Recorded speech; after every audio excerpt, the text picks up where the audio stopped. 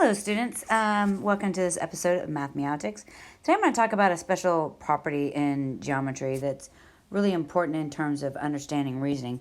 We're all familiar in algebra. Let's say in algebra we have an equation, and let's say we have a simple equation as 2x plus 1, and let's say that's equal to 9, okay?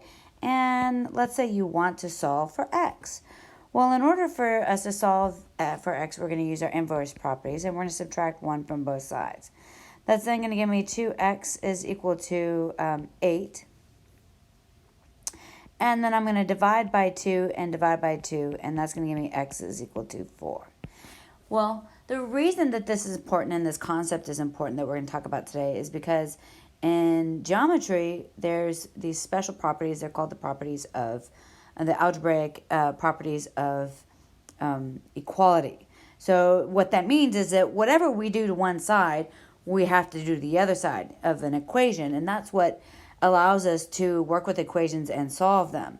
The very first property that we have for the properties of equality is the addition property, and what that means is that if I have A and that's equal to B, then I can say A plus C is equal to B plus C. In other words, whatever I'm adding to this side, as long as I add it to that side, I still have that still equivalent statement of A is equal to B. And the same thing happens with the subtraction property. If A is equal to B, then I can quite obviously say A minus C is equal to B minus C. Again, the relationship still holds. I still have A and B there. And if I were to add C to both sides, that's going to cancel out the C. So the C is going to go away, and it's still A is equal to B. Multiplication property works the same way, as long as I multiply it by both sides. So A times C will be equal to B times C. And the division property of equality as well. So that's going to be A. If A is equal to B, then my condition is going to be A divided by C is going to be equal to B divided by C.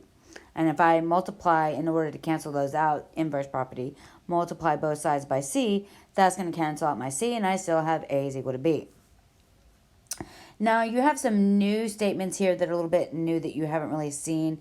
Those are these particular properties here. They're called the properties of congruency, and they become important in geometry, especially when we're improving angles to be congruent and all that kind of stuff. But we can relate it to algebra and an equation as well. The reflexive property means that if for any value, really for any value of A, whoops, why is it doing that? Okay, I don't know why it's not. For any value of A, I can say A is equal to A, okay? It's reflexive, so it's a reflection. So x is equal to x, 1 is equal to 1, 2 is equal to 2, angle 1 is equal to angle 1, or congruent to angle 1. That's why they call it the properties of congruency. Now, the symmetric property is a little bit trickier, but a little bit different, because we might get confused in terms of, oh, I forgot to add one more.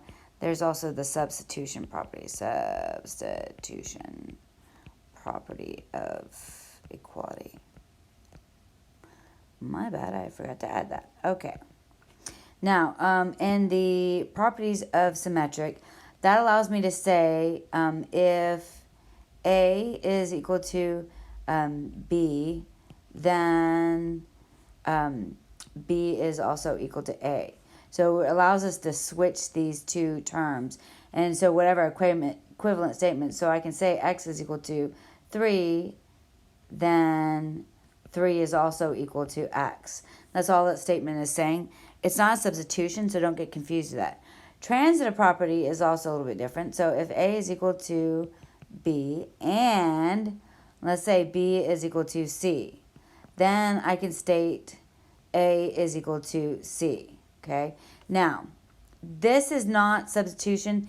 When we talk about equations, it might look like substitution. So, for example, what this means is that if, let's say, for example, I have 2 plus, let's say, 5, 6, 7, let's say 6, 6.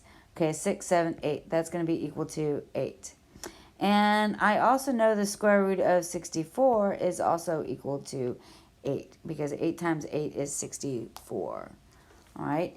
Now, that allows me to write in place, and instead of saying 2 plus 2, so if, let's say, 2 plus 6 is equal to 8, and the square root of 64 is equal to 8, then I can say 2 plus 6 is equal to the square root of 64.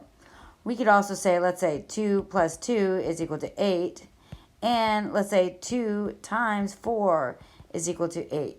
So then I can say 2 plus 6 is equal to 2 times 4.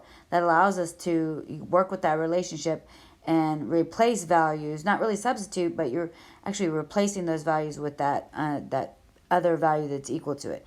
It is similar to a substitution. Substitution property states that if A is equal to B, then I can replace A with, that's an awful handwriting there. I can replace A with B, and vice versa. That's what the symmetric property allows us to do, that I can replace B with A as well. So that's a use of both the symmetric and the transitive property. I'm going to do some examples in the next video where we use those properties and we actually do a two-column proof using those properties.